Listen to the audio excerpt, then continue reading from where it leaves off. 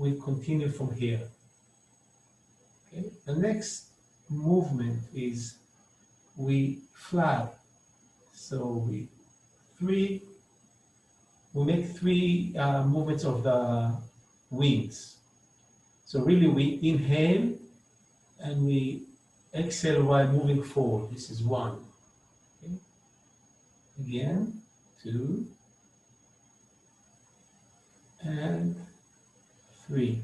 And now we move our left foot forward half a step and we do the same. One, two,